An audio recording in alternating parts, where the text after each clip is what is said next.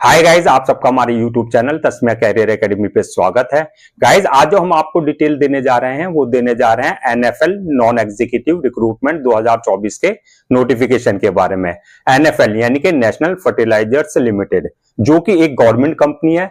इन्होंने जो है 10th class, 12th class, bachelor degree, diploma holder सबके लिए जो है वैकेंसीज निकाली है। अलग अलग पोस्ट के लिए अलग अलग क्वालिफिकेशन मांगी गई है। अगर आप भी इन वैकेंसीज के लिए अप्लाई करना चाहते हैं तो गाइस ये वीडियो पूरा देखें, क्योंकि इस वीडियो में हमने पूरा डिटेल में बताया है कि क्या मिनिमम क्वालिफिकेशन चाहिए किस पोस्ट के लिए, क्या ऐसे जो है सिलेक्शन प्रोसेस रहेगा, क्या आपका सिलेबस रहेगा रिटन एग्जाम का, और आपका जो है लास्ट डेट अप्लाई करने की क्या है, और आपको ऑनलाइन जाकर के कैसे अप्लाई करना है। तो गाइस पूरा वीडियो देखें और साथ ही साथ में हमारे इस यूट्यूब चैनल को सब्सक्राइब कर लें, लाइक करें और ज्यादा से ज्यादा शेयर करें।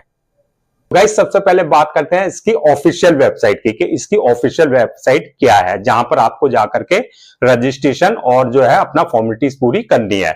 तो इसकी जो ऑफिशियल वेबसाइट है वो है आपका www.nationalfertilizers.com।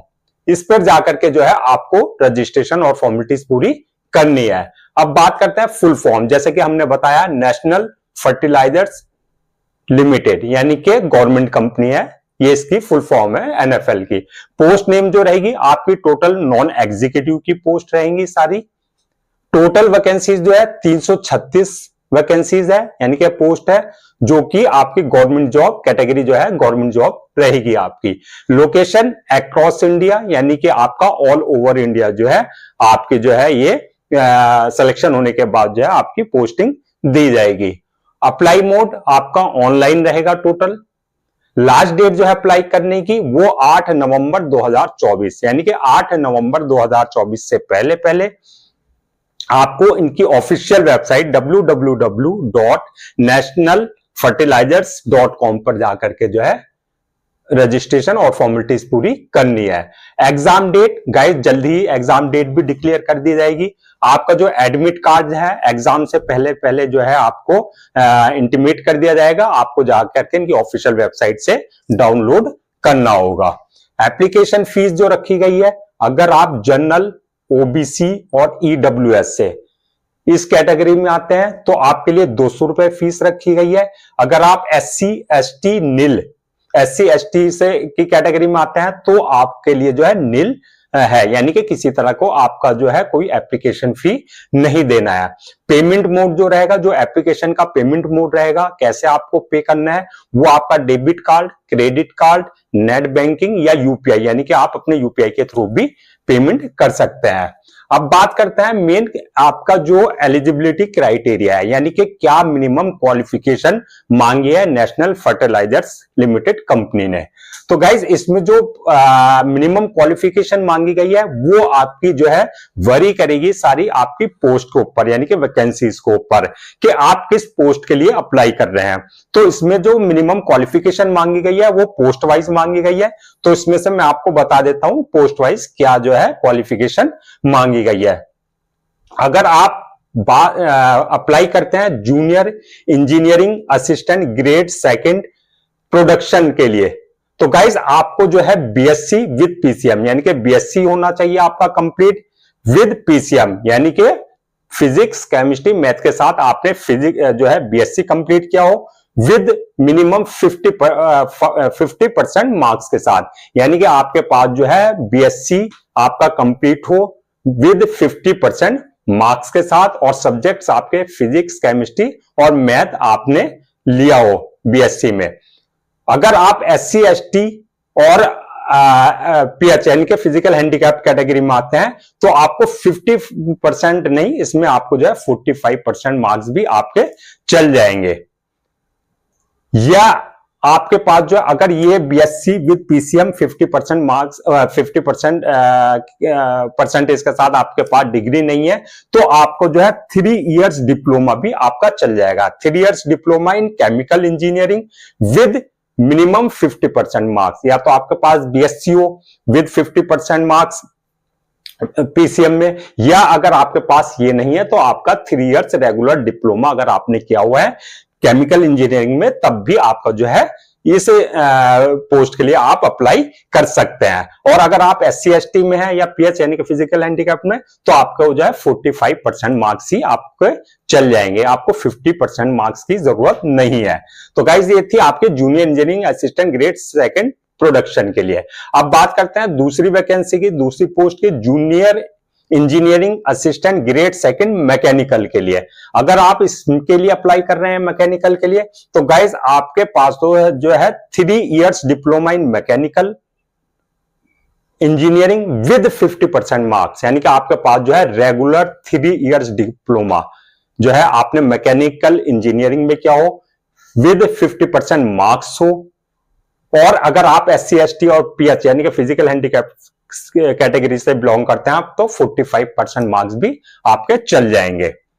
इसके अलावा थर्ड पोस्ट के लिए अगर आप अप्लाई करते हैं junior engineering assistant grade second instrumentation के लिए, अगर इस पोस्ट के लिए आप अप्लाई कर रहे हैं, तो गाइस आपको जो है 3 इयर्स डिप्लोमा इन इंस्ट्रूमेंटेशन और इलेक्ट्रॉनिक्स विद 50% मार्क्स, यानी कि आपने रेगुलर 3 इयर्स डिप्लोमा क्या हो, इंस्ट्रूमेंटेशन में या इलेक्ट्रॉनिक्स में, और विद 50% मार्क्स के साथ जो है। अगर SC ST PH में आप आते हैं तो आपके 45% मार्क्स भी आपके चल जाएंगे। गाइज ये सारी आपके डिग्री और डिप्लोमा रेगुलर होने चाहिए, डिस्टेंस से या कॉरेस्पॉन्डेंस आपने किया या पार्ट टाइम किया, तो तब आप इसके लिए एलिजिबल नहीं है। अब नेक्स्ट पोस्ट की बात करें, junior engineering assistant grade second electrical. अगर आप इलेक्ट्रिकल के लिए अप्लाई कर रहे हैं, तो आपका जो है 3 years diploma in electrical with 50% marks, यानी कि वही आपका रेगुलर 3 इयर्स डिप्लोमा क्या हुआ, आपने स्पेशलाइजेशन आपका जो है इलेक्ट्रिकल में यानी कि रिलेवेंट ट्रेड में आपका जो है होना चाहिए। और SC ST के लिए जो है PH के लिए 45% की मार्क्स चाहिए होंगे। नेक्स्ट पोस्ट की अगर बात करें, junior engineering assistant grade second mechanical draughtsman. अगर आप मैकेनिकल ड्राफ्टमैन के लिए अप्लाई कर रहे हैं, तो आपको जो है 3 years diploma in mechanical engineering, यानी कि आपके पास जो है 3 years diploma in mechanical engineering में विद 50% मार्क्स, और SC ST PH वालों के लिए वही 45%। और प्लस आपको जो है इसमें ऑटोकैड की नॉलेज आपके पास होनी चाहिए, आपने डिप्लोमा या कोई ना कोई सर्टिफिकेट कोर्स जो है ऑटोकैड का भी किया हो, यानी कि उसकी आपको फुल नॉलेज होनी चाहिए। नेक्स्ट पोस्ट की बात करें, junior engineering assistant grade NDT।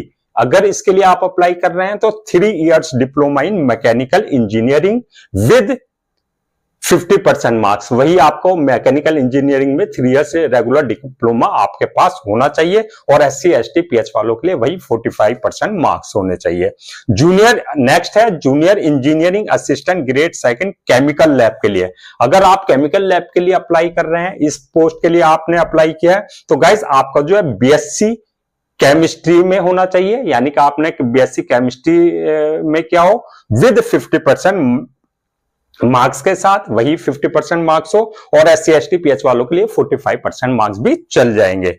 तो गाइज ये था आपका जो है इंजीनियरिंग, जितने इंजीनियरिंग असिस्टेंट ग्रेड की जॉब्स थी सेकंड अलग अलग डिपार्टमेंट में, वो हमने आपको बता दिया। ये सारी जो है आपकी डिग्री और डिप्लोमा जो है सब रेगुलर होना चाहिए, डिस्टेंस और आप जो है पार्ट टाइम वाले अप्लाई नहीं कर सकते हैं।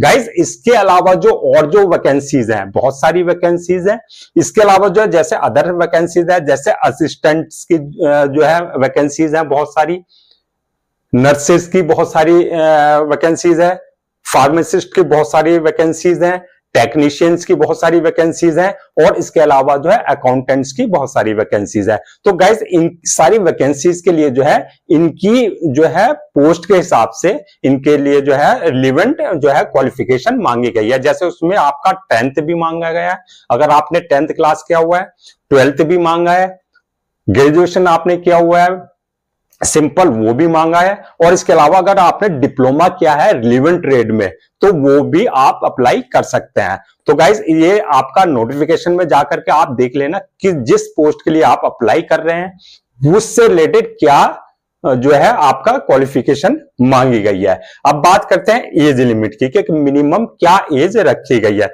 तो गाइज इसमें जो है मिनिमम 18 साल और मैक्सिमम जो है 30 साल जो है एज मांगी गई है।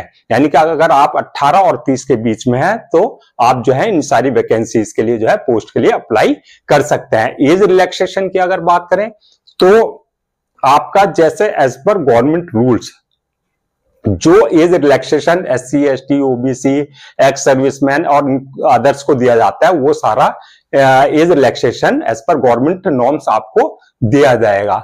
अब बात करते हैं सिलेक्शन प्रोसेस के। सिलेक्शन प्रोसेस क्या होगा? तो गाइज इसमें 3 स्टेजेस रखी गई हैं सिलेक्शन प्रोसेस में। नंबर 1 पे रहेगा आपका रिटन एग्जाम, दूसरे पे रहेगा आपका डॉक्यूमेंट्स वेरिफिकेशन, थर्ड पे रहेगा आपका मेडिकल एग्जामिनेशन। यानी कि रिटन एग्जाम जब आप क्लियर कर लेंगे तब आपका डॉक्यूमेंट्स वेरिफिकेशन होंगे, जब डॉक्यूमेंट्स वेरीफाई हो जाएंगे सारे तब आपको थर्ड स्टेज के लिए कॉल किया जाएगा मेडिकल एग्जामिनेशन के लिए। अब बात करते हैं रिटन एग्जाम का पैटर्न क्या होगा। जो आपका गाइज रिटन एग्जाम आपका टोटली ऑफलाइन होगा, ऑनलाइन नहीं होगा। यानी कि OMR शीट बेस्ड पे आपका एग्जाम होगा ये। और जहां पर दूसरा आपका स्किल टेस्ट जहां पर रिक्वायर्ड है कुछ पोस्ट के लिए वहां पर आपका स्किल टेस्ट भी होगा। अब बात करते हैं कि जो एग्जाम पैटर्न होगा आपका क्या होगा। पेपर का जो पैटर्न होगा डिवाइडेड रहेगा ये 2 पार्ट्स में। नंबर 1 पे रहेगा आपका डिसिप्लिन रिलेटेड क्वेश्चंस, यानी कि जिस पोस्ट के लिए आपने अप्लाई किया है उससे रिलेटेड, यानी कि सेम ट्रेड में सेम स्पेशलाइजेशन से रिलेटेड जो है आपके जो है पार्ट 1 रहेगा जिसमें 100 क्वेश्चंस होंगे और जो कि 100 ही मार्क्स के होंगे। दूसरा पार्ट जो रहेगा पेपर का वो रहेगा गाइस आपका उसमें मिक्स क्वेश्चंस होंगे, जैसे उसमें जनरल इंग्लिश का पेपर होगा, जनरल इंग्लिश के से रिलेटेड आपका जो है पेपर होंगे, क्वेश्चंस होंगे। क्वांटिटेटिव एप्टीट्यूड से रिलेटेड क्वेश्चंस होंगे, रीजनिंग से रिलेटेड क्वेश्चंस होंगे और जीके यानी कि जनरल नॉलेज और आपका करंट अफेयर से रिलेटेड उसमें क्वेश्चंस होंगे, जो कि 50 क्वेश्चंस होंगे और 85 ही मार्क्स के वो होंगे। जो कि आपका ये पूरा पेपर जो है आपको 2 घंटे का टाइम यानी कि 120 मिनट का टाइम दिया जाएगा पूरा करने के लिए। तो गाइज ये था आपका एग्जाम पैटर्न जो पेपर का पैटर्न है। यानी कि आपका 100 मार्क्स जिस स्पेशलाइजेशन यानी कि जिस ट्रेड से आप हैं उससे रिलेटेड क्वेश्चंस होंगे और 50 नंबर के जो आपके ये मिक्स आपके क्वेश्चंस होंगे इन टॉपिक से। अब बात करते हैं सैलरी एंड अलाउंसेस के। गाइज आपकी सैलरी और अलाउंसेस, सैलरी जो है होगी वो आपकी पोस्ट वाइज होगी। जैसे आपकी जो है जिस पोस्ट के लिए आपने अप्लाई किया उसके अकॉर्डिंग जो है आपकी पोस्ट वाइज जो है सैलरी वरी करेगी। अलाउंसेस जैसे एज पर गवर्नमेंट रूल्स जो आपका हाउस जो है अलाउंसेस है, आपका एकोमोडेशन है, आपका मेडिकल अलाउंसेस है, वो सारे एज पर गवर्नमेंट रूल्स आपको सारे अलाउंसेस मिलेंगे।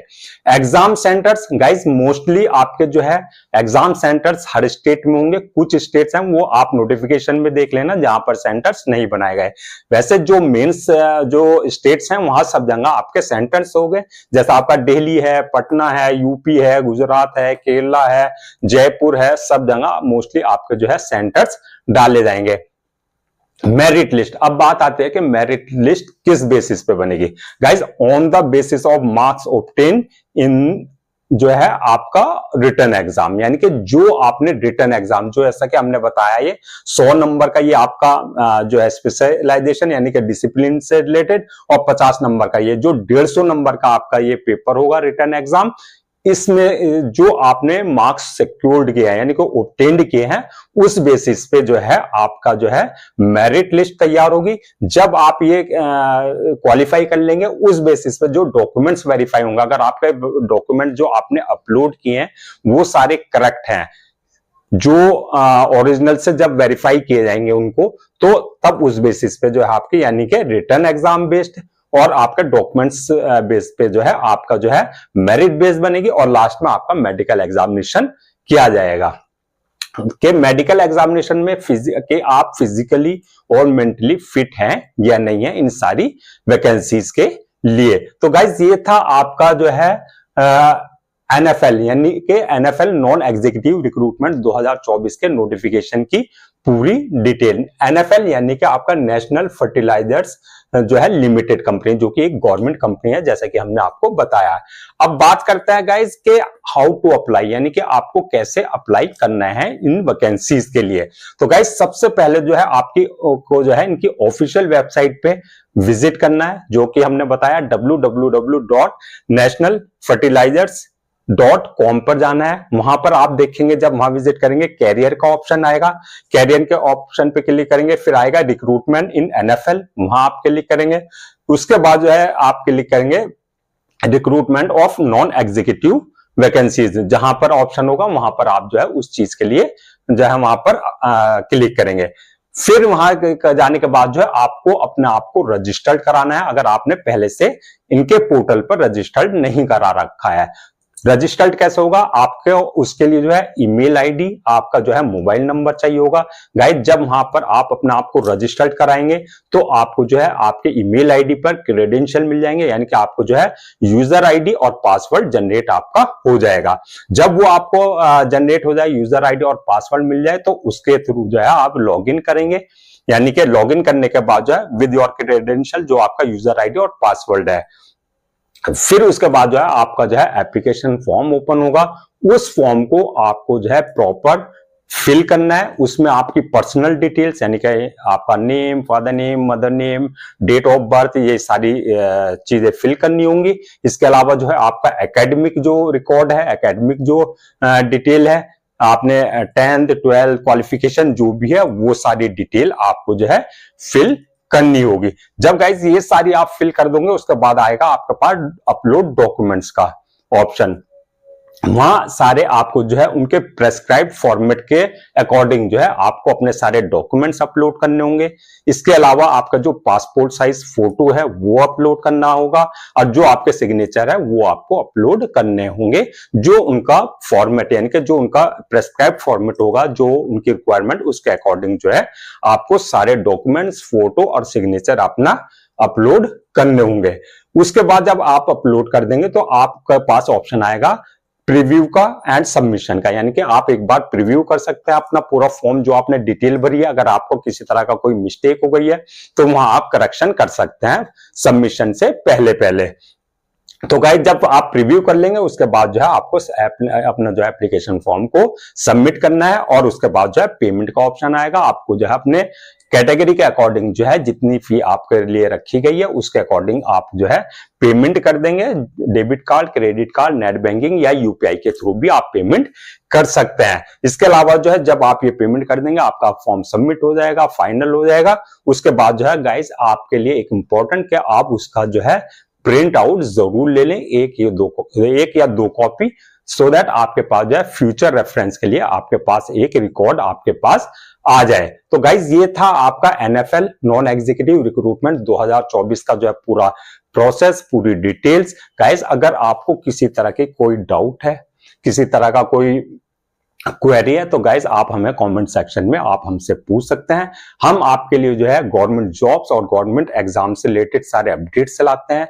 इसके अलावा टाइम टू टाइम जो है आपको कैरियर टिप्स और कैरियर गाइडेंस पे वीडियो बना करके आपके लिए अपलोड करते हैं। गाइज अगर आप भी चाहते हैं कि आपको ये सारे अपडेट्स मिलते रहें, तो गाइज आपसे मेरी रिक्वेस्ट है, आप हमारे इस यूट्यूब चैनल को सब्सक्राइब कर लें, लाइक करें और ज्यादा से ज्यादा शेयर करें।